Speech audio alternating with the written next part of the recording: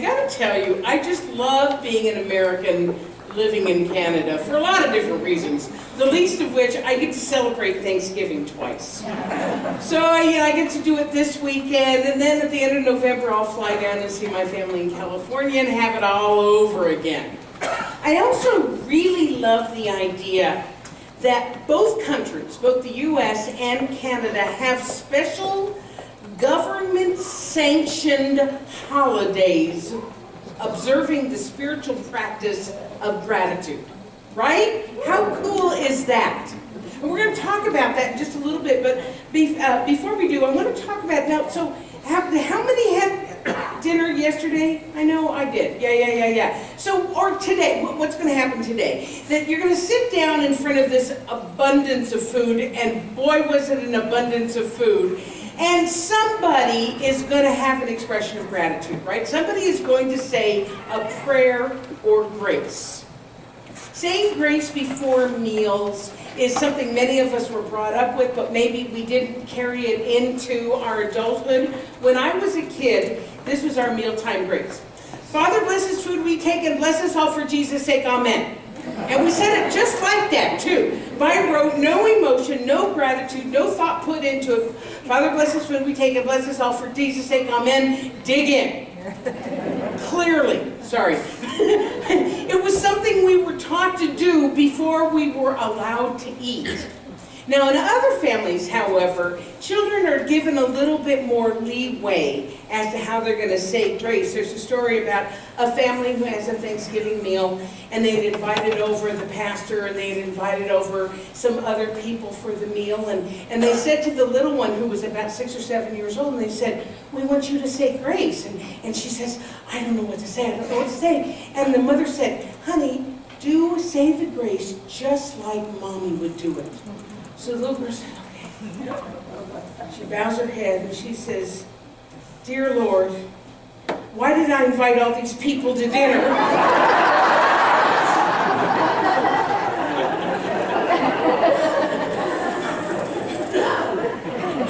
Leanna, were you thinking that way about 3 o'clock yesterday? No. So in honor of Thanksgiving today, obviously, we're going to be talking about growing in grace. Now, the word grace actually has several different meanings. There's the one that is like an undeserved favor from God, as in, there by the grace of God go I. I know in my wilder days, I said that one a lot. Another definition for grace is elegance, as in she or he is so graceful. And then there's the Latin gratia. I've been practicing that. Gratia. Say that with me. Gratia, which means favor or charm or thanks or gratitude. Think gracias or grazie, okay? And of course, that's the aspect we're going to talk about today, partly because I love talking about gratitude, and partly because it is, you guys, a wonderful and spiritual and dynamic practice. A spiritual practice, one that we can, and I hate to say should because I don't like to should on people, but we should be practicing every day, not just once or twice a year if you happen to be an American living in Canada. So I had mentioned that Reverend Marjorie stole my line because I do love this one. This one, it's so profound. If the only prayer you say in your life is thank you, that would suffice. And the truth of the matter is we all have so much to be thankful for, even if things aren't going quite the way that we would like them to. Maybe your relationship's a little rocky, or maybe your job isn't satisfying, or maybe you're not at your right and perfect body weight, especially after this weekend. Or maybe the kids aren't doing as well as you would like in school. Or maybe there's something really major going on for you. Someone has an illness, or you have an illness, or there's a significant life change going on. Maybe you're losing your house or your job or something like that. It's understandable that it would be hard to feel grateful under those circumstances. And yet when we come right down to it, we live in a time that is so blessed. We live in a place that is so blessed. We live in a place that is abundant and free. If nothing else, we can be grateful for that. I'm going to put something into perspective for you. I found this on the internet a long time ago. I realize it may be hard for you to see up at the top, but I think it really puts things into perspective. If we could shrink the Earth's population to a village of precisely 100 people, with all the existing human ratios remaining the same, there would be 57 Asians, 21 Europeans, 14 from the Western Hemisphere, both North and South, and 8 Africans. 52 would be female, 48 would be male, 70 would be non-white, 30 would be white, 90 would be non-Christian, 30 would be Christian, 89 would be heterosexual, 11 would be homosexual. 6 people would possess 59% of the entire world's wealth, and all 6 would be from North America. 80 would live in substandard housing. 70 would be unable to read. 50 would suffer from malnutrition. 1 would be near death. 1 would be near birth. 1 would have a university education. And 1 would own a computer. Raise your hand if you have a computer. Seriously.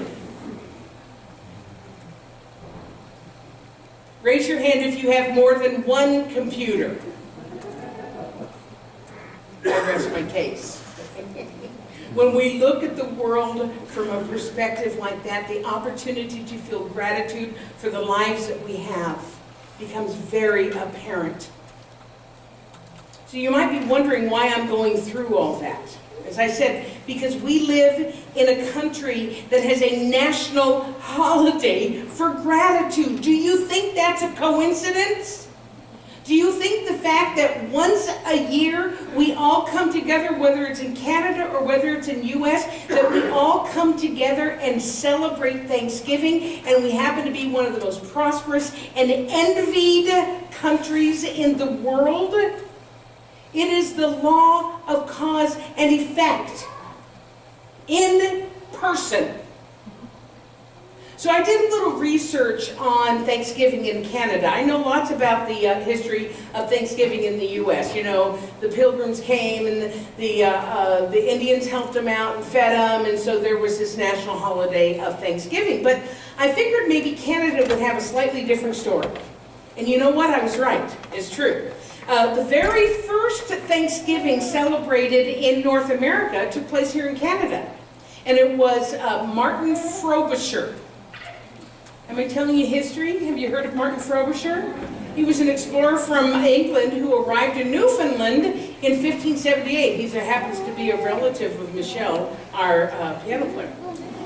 So he held a celebration when he got across the Atlantic safely, and he landed. He had a celebration because he was safe. That means that the first Thanksgiving in Canada was 43 years before that of the Pilgrims. Don't tell my American friends. They'll be shocked about that. So what happens, though, is that for several hundred years, this day of Thanksgiving was being observed in late October, early November, in celebration of the abundant harvest. And then, the Parliament of Canada proclaimed a day of general thanksgiving to Almighty God for the bountiful harvest with which Canada has been blessed, to be observed on the second Monday in October. Everybody go like this. Isn't that sweet? I particularly love it in French. Okay, Suzanne, here we go. Okay, hold on, I'm going to try first. Bon fête jour de l'action de la grâce. Was I even close? Okay, what's the last word of that phrase? Grâce, meaning? There we go. So the reason I went through this long history explanation, I know you didn't get up to get a history lesson on Thanksgiving, but I want to stress about the idea that the forefathers, those who who came before us understood the value and the importance of an attitude of gratitude. It's one of the foundations that this country is built on, from Martin Frobisher, her relative, all the way through to today. And the reason why it is effective, the reason why it is standing us in good stead as people of North America is because, as Eric Butterworth, who incidentally wrote the book Spiritual Economics that we're going to be studying in a couple of weeks, Eric Butterworth wrote, gratitude is a causative energy. Gratitude is a causative energy. In other words, expressing gratitude causes and attracts the things that we are grateful for, attracts more of that into our lives. It's like a giant magnet for good. That makes sense? You guys feeling magnetized right about now? You bet you are. Here's what Ernest Holmes said about this. He said, nothing can happen to the outside unless there is something corresponding to it on the inside of life. Everything comes to us through the law of attraction. We cannot draw anything to us until there is first an avenue for that thing through which the thing can flow toward us. Gratitude provides the avenue for our good to flow to us. That makes sense? You with me? So when we choose to practice gratitude, when we choose to be in thanksgiving, we are giving this law of attraction a very clear message about what we would like to see in our lives. We are participating consciously, on purpose, with the good that we want to have, the co-creation that we have. Dr. Christiane Northrup said, feeling grateful or appreciative of someone or something in your life actually attracts more things that you appreciate and value into your life. It is the law of cause and effect, called the law of attraction. You understand it's all the same law, it just has different names, different aspects. So it is cause and effect being called attraction. Because what we put our focus on expands. What we put our focus on expands. So that also means that if we're putting our thinking on all the stuff that we don't have, and our poor physical condition, and our unfulfilling relationship, and our unsatisfying job, and fill in the blank, we continue to attract those conditions into our lives as well. So if we want to have more of the good, we need to start by consciously practicing gratitude and affirming and focusing on the good. Is this making sense? Yes. It's making sense to me. I really needed this talk today. So I told this story last year, but it really bears repeating. Somebody was interviewing a really successful businessman about his interviewing techniques, how he hired people to work for him that ended up being good employees. And he said that in his interviewing technique, he said he gave them a battery of tests and a battery of personality profiling type thing. And one of the questions in that was, if you were given $1 million, what would be the first thing you would buy? And the young man replied, a thank you card. If you were given $1 million, what would be the first thing you would buy? A thank you card. Hello, are you out there? That was actually really funny. And the guy got the job, right? Because that young man understood what the value of gratitude, and he used it to his advantage. Now that may sound manipulative because he understood that, but it isn't manipulative. Using the law of attraction, using any of these laws that we talk about, it's no more manipulative than using the law of electricity. or using the law of propulsion to move your car forward. All of the laws that we talk about, law of attraction, law of reciprocity, law of cause and effect, law of circulation, they're physical, they're spiritual laws, and they are here for us to use. So why not use the law of gratitude to our advantage? Here's what Ernest Holmes said. He said, man is an individualized center of divine thought, and through him the original thinker is finding a fresh starting point for its creative power. Therefore, without violating universal and natural laws, the mind of man steps in to specialize or make personal use of them. So if we happen to use the law of gratitude, which is another name for the law of attraction, or we use electricity, or we use cause and effect, or we use reciprocity to enhance our lives, we're doing it consciously, and we are participating in co-creation in our lives. It's what we're supposed to do. It isn't manipulative. It is an intelligent use of a law that is there for us and available to us. So I want to share a story with you about someone from my congregation in California. Her name was Ruth Levert, and she lived to be just over 100 years old. In fact, she turned 100 in the end of November, and she made her transition that following February. Ruth was one of the most positive, one of the most loving, one of the most prosperous, gracious people I have ever known. Growing up, she had a lot of challenges and misfortunes, some of which would make a lesser person very bitter and very angry. Her mother was a very strict, first-generation Russian Jew, and she was not nice to Ruth. She's gone on to her next experience, and I know she would be okay for me to tell the story. When she was 13 years old, she was raped and became pregnant and gave the baby up for an adoption. You got to figure what times we're talking about, right? She had a very, very hard life.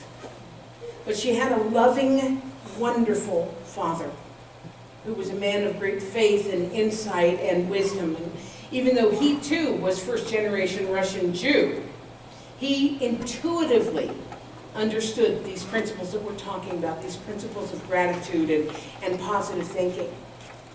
And he passed that knowledge on to Ruth. She loved to tell the story. She was kind of a toastmaster, right? She would get up and tell the story. I just love it. That when she was a young girl, she came home from school one day to find her father sitting on the porch. And the father said to her, "What was your gift today?" Well, Ruth thought her dad had bought her a present, right? So she goes running in the house looking for the gift. She didn't find anything. She came back out. She's disappointed. And he says, let me explain what I mean by that. Every day, something happens in your life to make it better. Maybe it's a compliment that someone gave you, or a good grade in school, or a nice smile from a stranger on the street. He said, if when you go to bed, you go over your day, you will be able to find that you were given a gift every day. From that moment on, Ruth practiced the gift of gratitude every day of her life until she died, even during some of the tough times. She would go to bed and she would review her day to come up with her gift. And the beauty of that practice was that as she tried to choose her gift for the day, she found herself experiencing gratitude for everything that had happened to her in that day. So she went to sleep every night in gratitude. I always think of her at this time of year, because her birthday was in November, so I always think about her about the time of Thanksgiving. Because as I said, she was one of the most positive, one of the most loving people I have ever known. So one of the ways that we grow in grace is to practice the art and science of gratitude. And I say science because it involves the law. So as we go about our celebrations on gratitude this weekend, the continuing celebrations, I encourage all of us to adopt that simple and yet very profound practice of reviewing the day's events and choosing what our gift for the day was. It's not that we have to choose just one, but it really starts things going, you know? For instance, when I go to bed on Sunday night, I'm tired on Sunday night, you know? And I'm in bed and I'm reviewing my day. I can honestly tell you that you all are my gift on Sundays.